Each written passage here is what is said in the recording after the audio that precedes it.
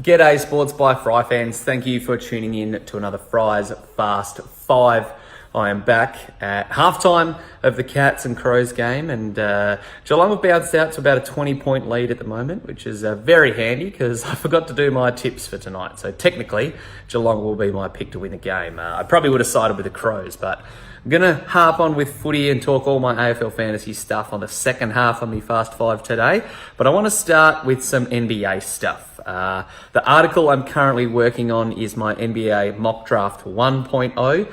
Essentially, I know there's about a week left in the NBA season, and I know that things are going to change probably tenfold until the draft lottery in May, but I want to just start working through the process, I guess is the best way to say it. And I do probably 5 to 6 versions of my mock draft throughout this season. And because we're nearly at the end of the season and a lot of the high-end draft prospects have finished their collegiate seasons and starting to declare for the draft, I'm going to dive in and just make a couple of picks with that. One thing that I've got pretty much locked in at the moment is Ja Morant to Phoenix at pick 2. Now, I talked about him a little bit on my Facebook, Instagram, and Twitter posts today, but I think that if Ja lands in Phoenix, that's almost a best case scenario for him. I know that one of the teams may be in the second half of the lottery jumping up and stealing a top 2, because that's what it's going to take, probably the second pick to get Ja, maybe top 3 if someone picks RJ, but it's going to take that for someone to draft him. And I think there's a few teams that interest me. If Orlando missed out on the playoffs and pulled a shocker and just leapfrogged all the way up, that would be cool to see him in Orlando. I always kind of like the Magic, but I've got him going to Phoenix at the moment. I think Phoenix, I don't think at the moment they can pick any lower than about 6th. They're slated right in that number 2 spot. And Phoenix almost has everything else on their roster. They got their big defensive big man, although he's no great rim protector, let's be honest, in DeAndre Ayton, but he's taken strides this year.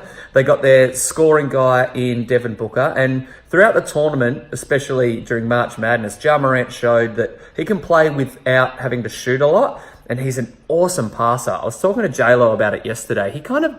Some of the passes he pulls off are a little bit Steve Nashy, just very crafty, very elusive. So a lot of people are comparing him to Westbrook because of his athleticism, but I wouldn't be surprised if Ja ended up becoming a high assist guy and kept some of his points down. Still, I think he's going to be a star, hence the reason I've got Phoenix taking him too, and that would be pretty ideal. As I talked about, AFL Fantasy, we got partial lockout for tonight. Dangerfield at the moment is on about 80 points, so hopefully you took him as your vice-captain option.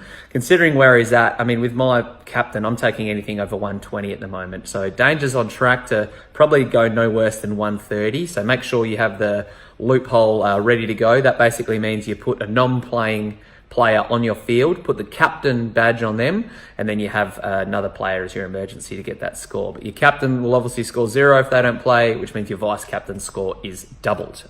Like I said, the Cats put on a bit of a show in the first half, and I'm very happy to see that one of the Cats junked it up in the second half of the second quarter, and that was Timmy Kelly, who came in for Isaac Heaney for me this week. In my second trade, because of the way teams panned out, I ended up getting rid of Alex Witherden and went all the way down to Brodie Smith, who, from memory, is on about 36 at halftime. So I did look at Nick Newman. I did also look at Wayne Millerer, who's on about 100, on track for about 100, I should say. But the money that was available for me to go Witherden down to Brodie Smith not only allowed me to go Heaney to Kelly, but I think I've now got about 140, 160 grand in my back pocket. And the way that I kind of worked through that idea is that Witherden could still average 85 plus, right? But throughout his career for about 6 years, I know he's injured he missed most of last season, Brodie Smith that is, but with the exception of the rest of his career, he's gone between 75 and 80. So that's not a huge drop off. Nick Newman, he could be 85 plus, much like Whitfield, but I saved about 200 grand making that move. So that was my thinking behind that decision, and it might come back to bite me. Witherden obviously started slow and should trend upwards, but yeah, I couldn't pass up on that potential money grab. I'm going to be doing a couple of other articles over the weekend. The NBA mock one probably won't be up by the time you're watching this. I'm going to prioritize getting this up before the second half of the Cats and Crows game, but NBA mock draft will be up tomorrow at the absolute latest, and an NFL one will follow that. And then I'm going to do a piece on Kemba Walker over the weekend and talk about some potential landing spots for the Charlotte Hornets star. But that's all I've got for now. Time for me to get this done so I can watch the second half of the footy. Until next time, peace. Got it.